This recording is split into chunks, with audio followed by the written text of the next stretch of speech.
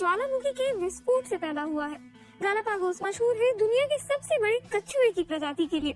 100 kilometre लंबे यहाँ के सबसे बड़े द्वीप आइला इजाबेल को कई मुश्किलों से गुजरना पड़ रहा है।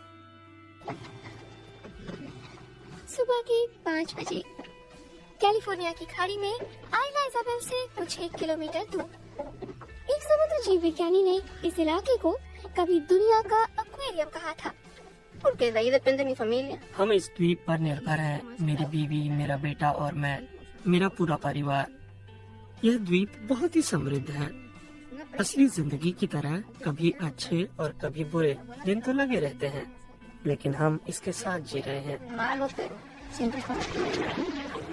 वे 60 किलोमीटर दूर मुख्य भूमि से आते हैं। जब वे टूर पर होते हैं तो रात भी द्वीप पर गुजारते हैं।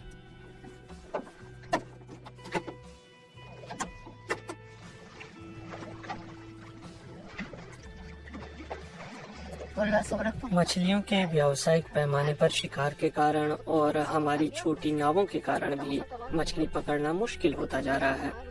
पहले हमारे पास 2-3 जाल होते थे, अब हम 5 जाल साथ लाते हैं। ये द्वीप ज्वालामुखी विस्फोट से पैदा हुआ। पिछले 15 साल से ये संरक्षित इलाका है। यहाँ की जैव विविधता की ख्याति मेक्सिको की सीमा से बाहर तक है। यहाँ सिर्फ 1 वर्ग किलोमीटर के इलाके में 10,000 समुद्री पक्षी रहते हैं। अंतर्राष्ट्रीय सहयोग संगठन के रिसर्चर मेक्सिको के नेशनल पार्क अधिकारियों के साथ मिलकर द्वीप के आसपास के समुद्री इलाके की भी सुरक्षा करना चाहते हैं।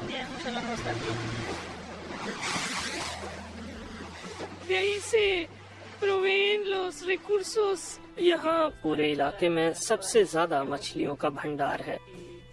मजेदार बात यह है कि यहाँ कैलिफोर्निया की खाड़ी और कोस्टा रिका या दूसरे देशों से आने वाली ट्रॉपिकल लहरें मिलती हैं।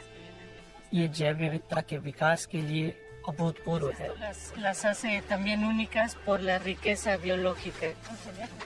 लेकिन इसे बरकरार रखना चुनौती भरा है। वैज्ञानिक द्वीप के आसपास के समुद्री इलाके में मछली मारने पर पूरी तरह रोक लगाना चाहते हैं।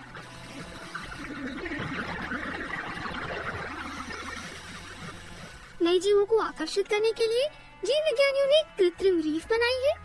गोताखोरी कर भी जांच कर रहे हैं कि कोई फायदा हुआ है या नहीं।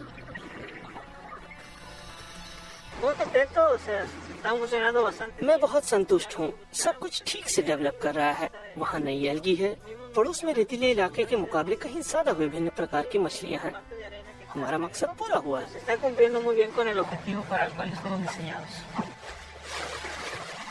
अचानक शार्क का दौरा। द्वीप के आसपास का इलाका उसके लिए खाने पीने की अहम जगह है और वह वैज्ञानिकों के लिए रिसर्च का केंद्र।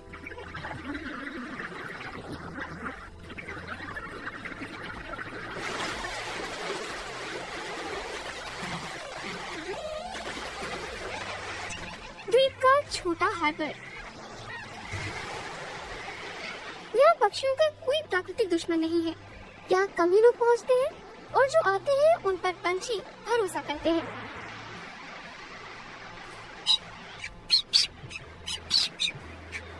उल्लू और फ्रिगेट पक्षी यहाँ अंडे देते हैं, बच्चों को बड़ा करते हैं। यहाँ भरपूर खुराक है।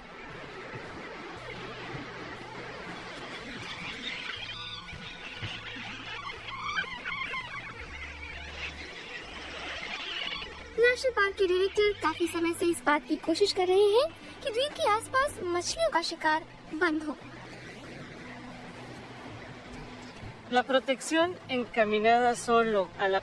सिर्फ द्वीप की सुरक्षा काफी नहीं है, हमें उसके आसपास के समुद्री इलाके की भी रक्षा करनी होगी ताकि द्वीप पर जीवन की रक्षा हो सके।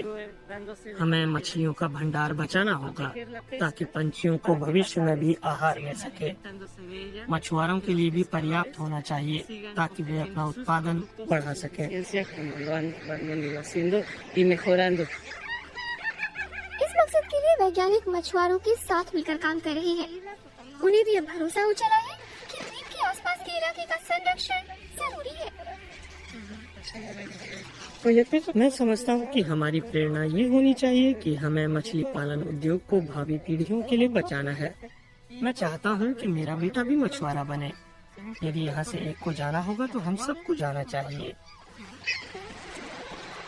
यदि कभी पंछियों को यहाँ आहार नहीं मिलेगा तो वे भी यहाँ से चले जाएंगे और गजब की एक जैव विविधता से भरे द्वीप में वीरानगी पसरने लगेगी।